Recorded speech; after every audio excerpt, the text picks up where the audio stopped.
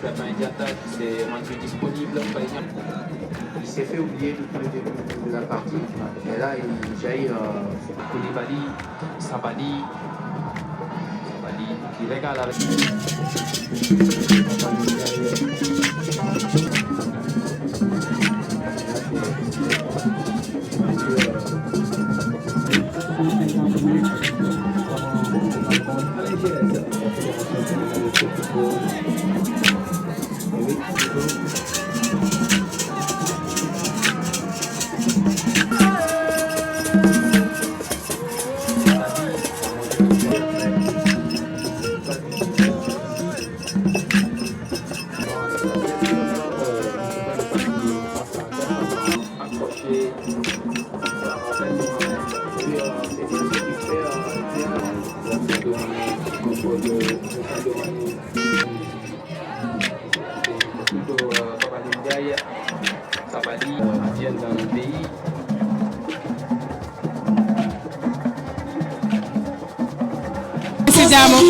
maa ngi leen di ziar bu kenn découragé dina ñëw incha allah première mi-temps bi macha allah Sénégal football neen xanaa li ñu amagul mooy bii ci yaakaar naa ne bu ñu ñëwee deuxième mi-temps bii dina am incha allah rabbi bu ñu ñëwee deuxième mi-temps danañ dugal benn bi incha allah bu neexee yàlla benn rek wala ñaar rek waaw merci beaucoup man maa ngi tudd Fatou Ka dëkk Kaffrine 12e gaynde bu Kaffrine ok merci beaucoup.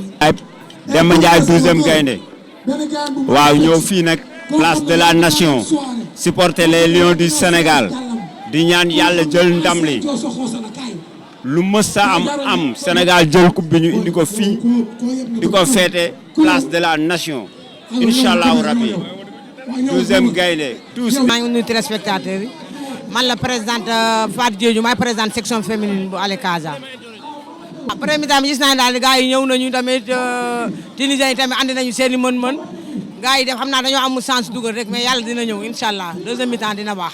deuxième mi-temps ñu gën a concentré wu rek waaw ñu gën a efficace ci bii yi bu ñu demee ci surface bi ni ñu jéem fa def dara daal gën jéem a xool li ñuy def surtout foofu surtout ci surface foofu la ñuy jaxase yëpp waaw xam naa dañoo amul chance rek mais dinañ dugal bu soobee yàlla. kuy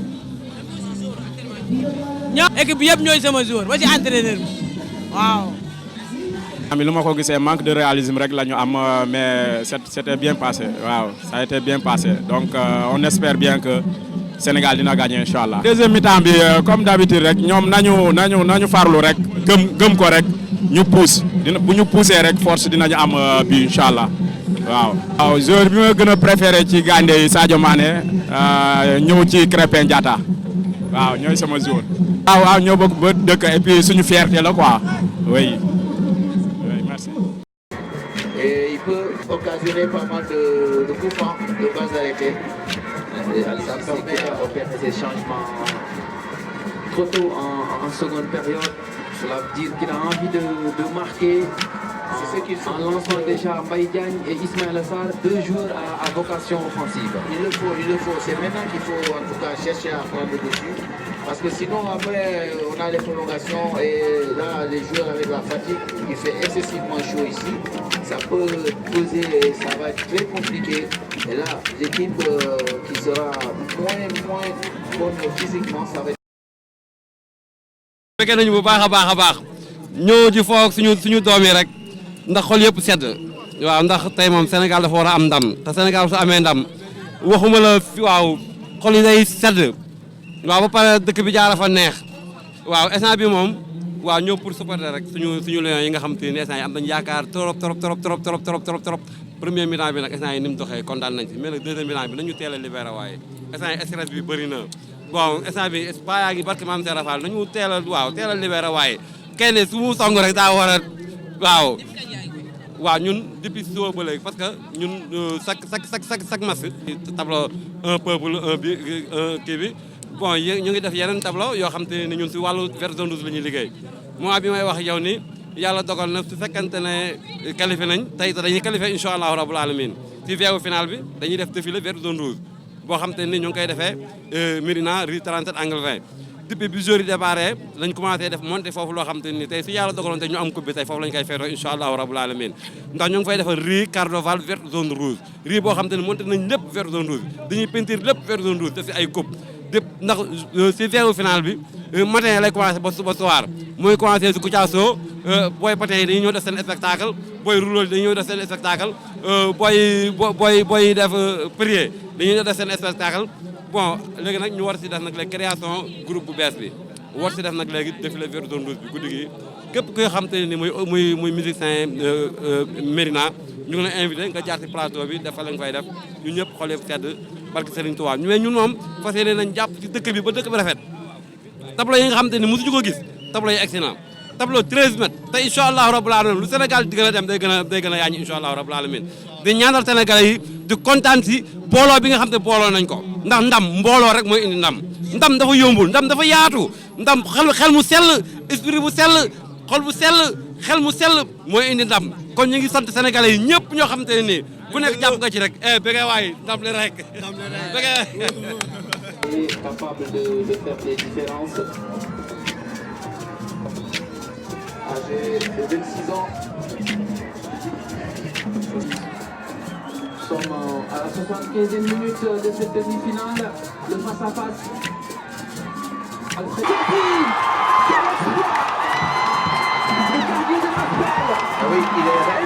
oui, il est resté concentré. Il est resté concentré sur ses appuis. Voilà. Alfred, c'est ce qu'il faut. Il faut attendre. Voilà, le dernier geste, il a suivi. Mais il faut reconnaître que le penalty n'a pas été bien tiré. Ça a manqué de puissance. Ça a été bien tiré. En pleurs. Après ce penalty manqué par Ferjani Sassi. En tout cas, c'est un avertissement pour les Lions. À eux maintenant de renverser la vapeur.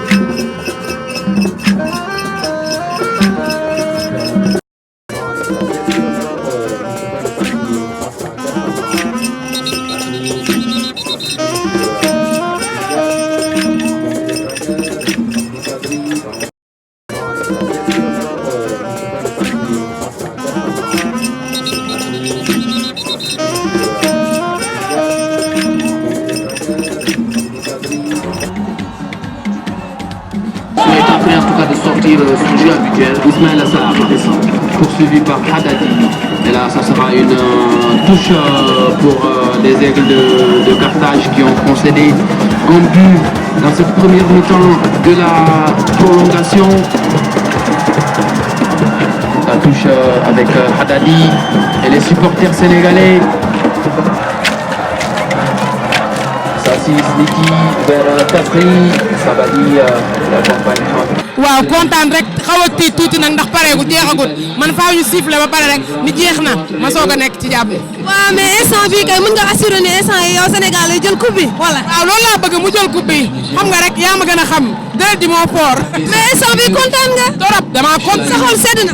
su ma xam boo kontaanee damay ree mais su ma kontaanul damay xaru. kon ñaanal leen rek yàlla jox leen coupe bi ñu fete ko enjoy. waaw dañu ko enjoy inchallah merci beaucoup. On revoit cette action tunisienne et une position de hors-jeu de Hennessy. dinaa def madame ça va comment vous allez. loo gis tey si match Sénégal bi ndax kontaan nga wala. actuellement pression bi moo fi gën a nekk mais ndam rek incha allah. mais instant bi mën nga assurer ni coupe bi dina ñëw biir Sénégal. la ñuy ñaan. mais instant bi kontaan nga de. non kontaan nañu mais quand même c'est pas encore terminé. ah mais à jouer. mais yàlla baax na yàlla coupe bi ñëw. N'a pas gardé le ballon et puisqu'on a un bon tireur. sëñ bi loo gis tey si match Sénégal bi tey loo ci gis. waaw match bi vraiment métti na trop mais lépp ñu ngi teg si loxo yàlla di ñaan yàlla incha allah ñu jël ndam li te xam naa ne incha allah dinañ fi final bu neexee yàlla am nañ confiance. mais tey lan moo la gën a neex si match Sénégal bi depuis ba ñu commencé ba léegi xam nga lan moo la si gën a neex ak lan moo la si gën a touché noonu. waaw mais fu mu nekk ñëpp ñu ngi tekk tekkaaral mais am nañ confiance di gëm nañ incha allah dinañ gagné bu neexee yàlla. yaakaar nga ni coupe bi dina ñëw. incha allah dina ñëw bu neexee. merci beaucoup. salaamaaleykum na ngeen def. ça va loo gis si match Sénégal bi tey. kontaan ñu ñaan yàlla yóbbu ñu final ci jàmm ak salaam. am nga yaakaar ni coupe bi dina fi ñëw. naa yaakaar ni Sénégal day gagné match bi de 2-0. merci beaucoup c'est gentil. day dugalaat léegi beneen bii final incha allah c'est le Sénégal qui gagne. mais lu dëgg xanaa. doo du dëgg xanaa dégguma li nga wax ma ne du dëgg xanaa dina gagné non Sénégal day gagné dafa leer nañ yow